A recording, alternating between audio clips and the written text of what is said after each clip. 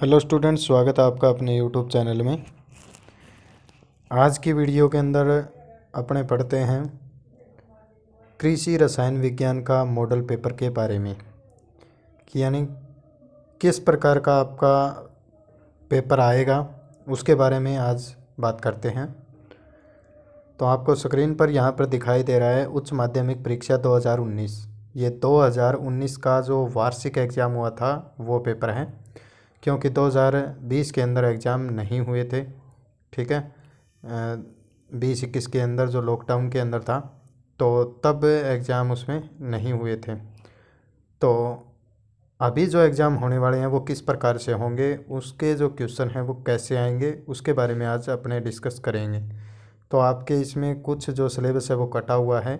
ये जो पेपर का पैटर्न है वही पेपर का पैटर्न रहेगा, केवल क्वेश्चन चेंज होंगे। और इसके अंदर 100% जो आपका सिलेबस है वो आया हुआ है और आपके अभी 30% काटा गया है। तो उसकी बात करते हैं अपने। तो इस प्रकार से आपका जो पेपर है वो इतने ही मार्क्स का रहेगा, यानी कि 56 अंकों का रहेगा टोटल। ठीक है, और अभी बात करते हैं अपने किस प्रकार से रहेगा, कौन कौन सी चीज़ें किस प्रकार से पूछी जाएंगी। तो नॉर्मल यही पैटर्न रहेगा, लगभग इतने ही क्वेश्चन, थोड़ा बहुत ऊपर नीचे हो सकता है क्योंकि अब की बार सिलेबस को कट किया गया है। तो उसके अंदर जैसे यहाँ पर आप देख सकते हो मार्किंग की हुई है, यानी 1 नंबर के, 2 नंबर, 3 नंबर और 4 नंबर के क्वेश्चन इस प्रकार से पूछे जाते हैं। 1 से 13 जो है वो 1 नंबर के, 14 से 24 जो है 2 नंबर के, 25 से 27 3 नंबर के और 28 से 30 4 नंबर के क्वेश्चन पूछे जाते हैं। तो इस प्रकार से मार्किंग की गई है। तो आगे अपने जानते हैं कि किस प्रकार से पेपर आता है। जैसे यहाँ पर आपको स्क्रीन पर सामने दिखाई दे रहा है पेपर जो है उसका फॉर्मेट जो है वो हिंदी और इंग्लिश दोनों में आता है। ये हिंदी में है और नीचे उसके इंग्लिश में पेपर दिया होता है। आगे यहाँ पर इसकी मार्किंग की गई है, ये क्वेश्चन नंबर है। ठीक है, तो यानी आपको इसी अकॉर्डिंग करना होता है कि 1 नंबर का है तो आपको उसी के अकॉर्डिंग आंसर लिखना होता है। ठीक है, अब इसमें अपने बात करते हैं कि पेपर को किस प्रकार से किया जाए। पहले तो आपको ये चीज़ पता होनी चाहिए कि क्वेश्चन को अच्छे से आपको पढ़ना है। ठीक है, जैसे मृदा का जन्म, निर्माण एवं वितरण का अध्ययन मृदा विज्ञान की किस शाखा में किया जाता है। ठीक है, अगर आपको हिंदी में कुछ एक नाम जो हैं वो समझ में नहीं आ रहे हैं तो आप उसको इंग्लिश में पढ़ सकते हैं। In which branch of soil science the origin of soil formation and distribution is studied, यानी कि ये चीज़ें कहाँ पर पढ़ी जाती है जिनमें ये जन्म, निर्माण, वितरण आदि का अध्ययन किया जाता है। ये मृदा विज्ञान की कौन सी शाखा है। तो इसके अंदर आपको पूरा जो डेफिनेशन है वो दे रखी है। इसमें आपको बताना है कि वो मृदा विज्ञान की कौन सी शाखा है, यानी कि एडेफोलॉजी है या फिर पेडोलॉजी है। ठीक है, तो ये आपको उसमें लिखना होता है। और एक दूसरी चीज़, आपको ये जो चीज़ है उसका आपको सीधा नाम नहीं लिखना है, पेडोलॉजी है या एडेफोलॉजी है। ठीक है, तो आपको पूरी ये लाइन लिखनी है और फिर आपको आगे लिखना है जैसे मृदा का जन्म, निर्माण एवं वितरण का अध्ययन मृदा विज्ञान की पेडोलॉजी या एडेफोलॉजी या जो आप लिखना चाहो वो है, यानी उस शाखा के अंदर इसका अध्ययन किया जाता है। तो अगर पूरा लिखोगे अच्छे से तो आपको नंबर हैं वो अच्छे मिलेंगे। अगर आप कुछ चीज़ें जो है वो इंग्लिश में लिखना चाहते हो, वैसे जो आप हेडिंग वगैरह डालते हो वो इसके अंदर लिखी होती है। जैसे यहाँ पर ये नाम दे रखे हैं, तो अगर थोड़ा बहुत आप इंग्लिश में लिखते हो तो अच्छी बात है। तो वो आपकी राइटिंग स्किल पर डिपेंड करता है। आगे इसी प्रकार जो क्वेश्चन हैं वो पूछे जाते हैं। तो इस प्रकार से आपको क्वेश्चनों के आंसर देने हैं। तो यहाँ पर 1 से जो 13 वाले क्वेश्चन हैं वो केवल 1-1 नंबर के पूछे जाते हैं। तो इस प्रकार से लेसन्स के अंदर से क्वेश्चन 1-1 नंबर के आएंगे। ठीक है, और ये मैं पुराने पैटर्न पर बात कर रहा हूँ। अभी का जो नया पैटर्न आएगा उसके अकॉर्डिंग अपने नए पैटर्न के लिए वीडियो लेकर आएंगे। ठीक है, तो यानी यहाँ पर जैसे क्वेश्चन आ गया 6 नंबर क्वेश्चन दे रखा है, जिप्सम का रासायनिक सूत्र लिखिए, यानी कि right the chemical formula of gypsum. तो यानी कि रासायनिक सूत्र लिखना है, 1 नंबर का है। तो आपको सीधा नहीं लिखना है कि CSO4 लिख दिया, तो आपको पूरा लिखना है जिप्सम का रासायनिक सूत्र CSO4 × 2H2O ये होता है।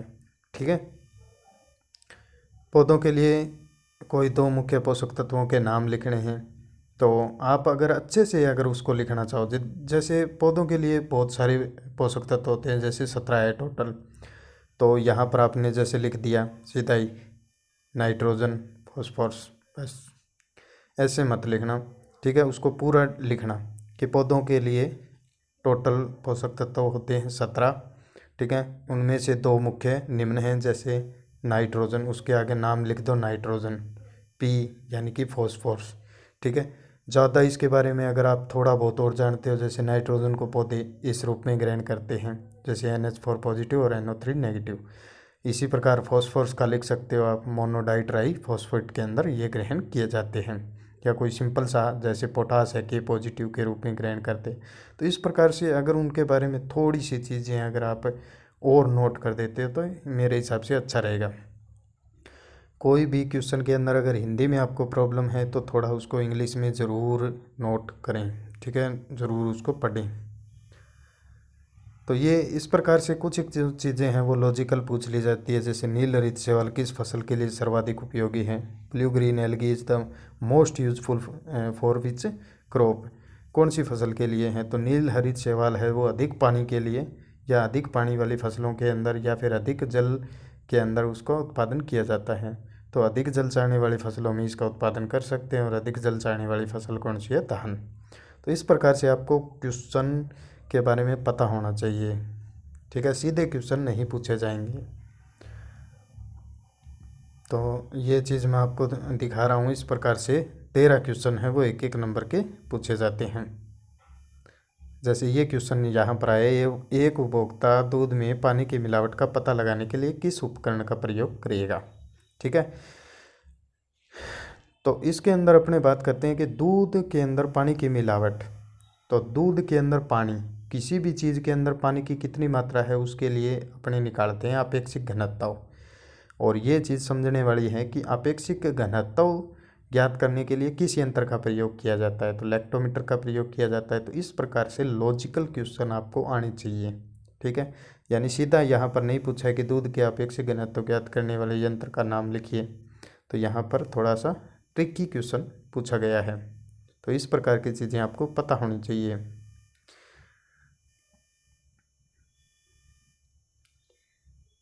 यहाँ पर जैसे दे रखा है 4 × 1/2 बराबर 2, ठीक है। तो इसका मतलब होता है कोई भी जो चीज़ है वो 4 लिखनी है आपको। जैसे फसलों में नाइट्रोजन की कमी के कोई 4 लक्षण लिखिए, यानी नाइट्रोजन की डेफिशिएंसी, जैसे right any 4 symptom of nitrogen deficiency in crops, ठीक है।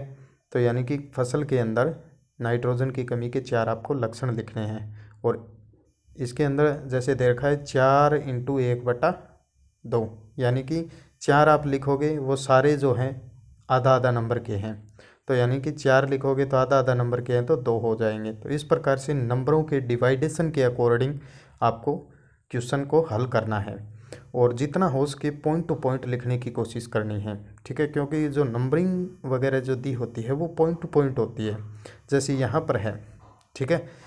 तो इसके अंदर क्या दे रखा है, पहले क्वेश्चन पढ़ते हैं। वसा विलेय 2 विटामिन के मुख्य स्रोत 2 पूछे हैं, ठीक है, 2, इनकी कमी से होने वाले रोग लिखिए। यानी कहने का मतलब हो गया 2 विटामिन्स पूछे हैं, उनके मुख्य स्रोत लिखने हैं और कमी से होने वाले रोग लिखने हैं।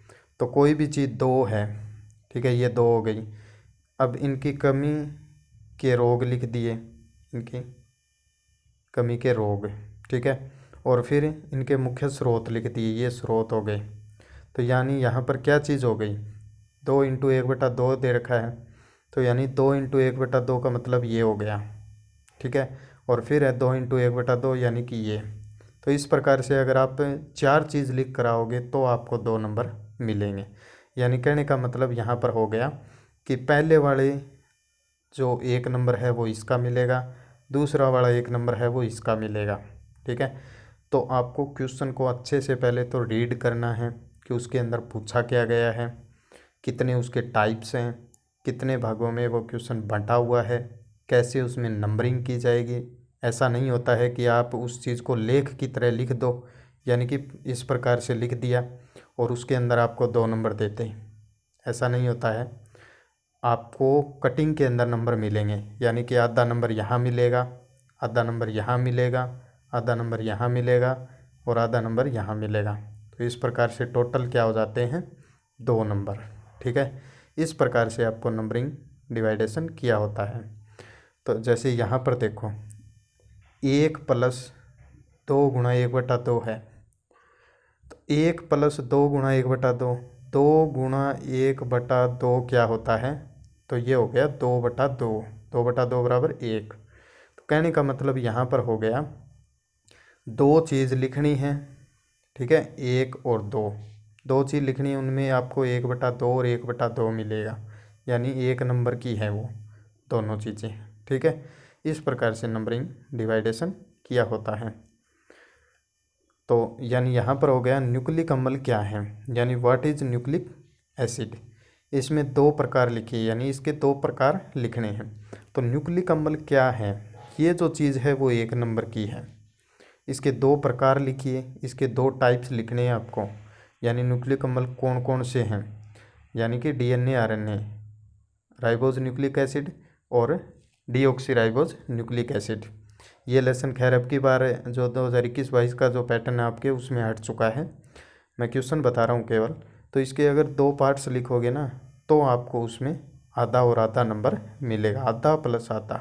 2 लिखोगे तो 1 लिखा तो आपको आधा मिलेगा, दोनों लिखे तो आधा + आधा।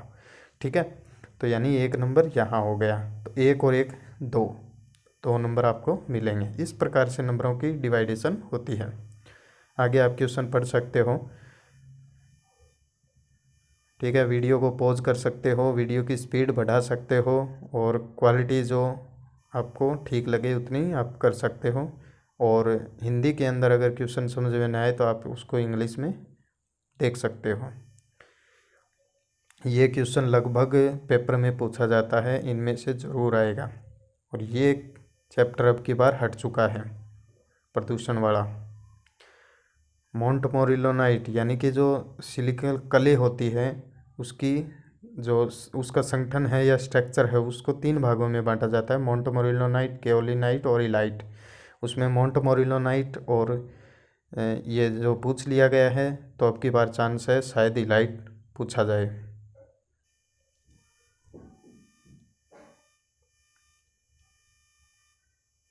ये जो यहाँ पर चीज़ आई है, मृदा में नाइट्रीकरण को समझाइए, यानी कि नाइट्रिफिकेशन को समझाना है। तो ये चीज़ आपके जो नाइट्रोजन चक्र है उस संबंध में है।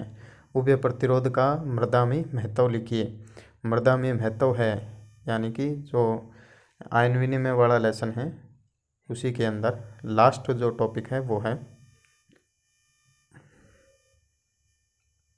अब ये क्वेश्चन जो है वो ट्रिकी क्वेश्चन है थोड़ा। ठीक है, यानी कि नॉर्मल स्टूडेंट्स के शायद समझ में नया आई ये चीज़ें। मृदा में निरंतर यूरिया उर्वरक के उपयोग से क्या प्रभाव पड़ता है। इस प्रकार के मृदाओं को सुधारने हेतु मृदा सुधारक का नाम लिखिए, रासायनिक समीकरण द्वारा समझाइए। ठीक है, तो यानी कहने का मतलब ये हो गया कि मृदा के अंदर यूरिया उर्वरक का प्रयोग अगर रेगुलर करेंगे तो मिट्टी पर क्या प्रभाव पड़ेगा। तो पहले तो आपको ये पता होना चाहिए कि यूरिया जो है वो किस प्रकृति का है, यानी पीएच के अकॉर्डिंग। तो यूरिया जो है वो नाइट्रोजन देता है NH4 पॉजिटिव। और मैंने पीछे यूरिया के बारे में 2-3 वीडियो बना रखी है, अगर यूरिया के बारे में आपको पढ़ना हो तो वहाँ पर जाकर आप देख सकते हैं। ठीक है, तो यानी कि यूरिया NH4 पॉजिटिव और NH4 पॉजिटिव के रूप में जो देते हैं वो सारे अम्लीय होते हैं, अम्लीय प्रकृति के। तो यानी ये चीज़ हो गई। और इसके अंदर आपको अच्छे से समझाना है, यानी कि यूरिया अगर अपने प्रयोग करेंगे तो यानी यूरिया की मृदा अभिक्रिया आप लिख सकते हो वहाँ पर, और मृदा अभिक्रिया लिख कर वहाँ पर बता सकते हो कि इस प्रकार से मृदा के अंदर यूरिया का प्रयोग करते हैं तो NH4 पॉजिटिव मृदा कणों पर अधिशोषित होगा। ये चीज़ सारी मैंने उस वीडियो में बताई हुई है। तो यानी कि मृदा को सुधारने हेतु तो मृदा हो जाएगी अम्लीय, और इन मृदाओं को सुधारने हेतु किसका प्रयोग किया जाएगा, अम्लीय मृदाओं को सुधारने हेतु चूना का प्रयोग किया जाता है। और चूना के लिए अम्लीय मृदाओं को सुधारने हेतु चूना का प्रयोग किया जाता है। और इसके अलावा आप अन्य जो जितने भी मृदा सुधारक हैं उनका प्रयोग कर सकते हैं, जैसे डोलोमाइट है, खड़िया है, चाक है, मार्ल है। ठीक है, ये इन चीज़ों का प्रयोग आप कर सकते हो। तो इसके अंदर आधा प्लस 2 दे रखे हैं, ठीक है। तो आधा इस चीज़ का है, आधा इस चीज़ का है कि आपको बताना है कि इन मृदाओं को सुधारने हेतु किसका प्रयोग करते हैं, और 2 जो हैं वो रासायनिक अभिक्रिया का है, रासायनिक समीकरण का, यानी CaCO3 की मृदा अभिक्रिया, ठीक है। तो इस प्रकार से आपको ट्रिकी क्वेश्चन जो आते हैं उनको सॉल्व करना है। अब जैसे एक क्वेश्चन ये आया है, दूध गर्म करने पर फट जाता है, इस समस्या से बचाने हेतु कौन सा परीक्षण किया जाता है, इसकी प्रयोग विधि का वर्णन कीजिए। दूध गर्म करने पर फट जाता है यानी उसके अंदर अम्लता बढ़ जाती है, और अम्लता परीक्षण के लिए कोप टेस्ट है या COB टेस्ट है, क्लॉट ऑन बॉइलिंग, ठीक है। तो यानी अम्लता परीक्षण किया जाएगा इसके लिए, तो अम्लता परीक्षण के बारे में आपको लिखना है। तो ये यानी दूध गर्म करने पर फट जाता है तो अम्लता बढ़ती है, तो ये चीज़ है वो 1 नंबर की है। बाकी आगे वाली जो चीज़ें हैं आप विधि वगैरह लिखोगे, मेथड लिखोगे इसका, तो वो 2 नंबर का रहेगा। आगे इस प्रकार से ये क्वेश्चन दिए हुए हैं, आगे अथवा में भी हैं। तो ये लेसन आपके हटा हुआ है पूरा आपकी बार के लिए, ठीक है, 2021 के लिए मैं बात कर रहा हूँ। तो इसके स्थान पर और आएंगे लेसन, और ये लेसन भी आपके हटा हुआ है, ठीक है। तो इसके स्थान पर नए क्वेश्चन आएंगे, और जब इसका सिलेबस रिलीज़ होगा पेपर का तो इसके लिए मैं तुरंत वीडियो लेकर आऊँगा। ये क्वेश्चन आपको समझने की आवश्यकता है, क्योंकि ये क्वेश्चन अब की बार भी इसी प्रकार आएगा। जैसे DAP का संगठन लिखना है, गुण लिखना है, मृदा में अभिक्रिया लिखनी है, फसलों पर प्रभाव लिखना है। ये जो आपको आपके जो लेसन हैं यानी कि उर्वरक और उनकी मृदा अभिक्रिया उस लेसन के अंदर है। तो ये इस प्रकार से हैं, 1x4 यानी 4। 1x4 का मतलब होता है एक एक के 4 चीज़ें दी हुई है जो 1-1 नंबर की हैं। 1x4 का मतलब होता है 4 चीज़ें आपको लिखनी है जो 1-1 नंबर की हैं। तो इसके अंदर 4 ही चीज़ें हैं, संगठन, गुण, मृदा अभिक्रिया और फसलों पर प्रभाव। अगर ये चारों चीज़ें आप लिखोगे तो आपको 4 नंबर मिल जाएंगे। तो ये दोनों अथवा में आते हैं, यानी 2 फर्टिलाइज़र आएंगे जो अथवा के अंदर आते हैं। टोटल इतने क्वेश्चन हैं। तो ये इस प्रकार से आपके वार्षिक एग्जाम में पूछा जाएगा। अर्धवार्षिक के अंदर सिंपल आता है पेपर, कोई दिक्कत वाली बात नहीं है, और इतना टफ नहीं आता है, नॉर्मल क्वेश्चन आते हैं अर्धवार्षिक के अंदर। तो ज़्यादा जो ट्रिकी क्वेश्चन है वो वार्षिक के अंदर ही पूछे जाते हैं, अर्धवार्षिक में केवल आपको नॉर्मल छोटे क्वेश्चन पूछे जाते हैं, ज़्यादा ट्रिकी क्वेश्चन इसमें नहीं आते।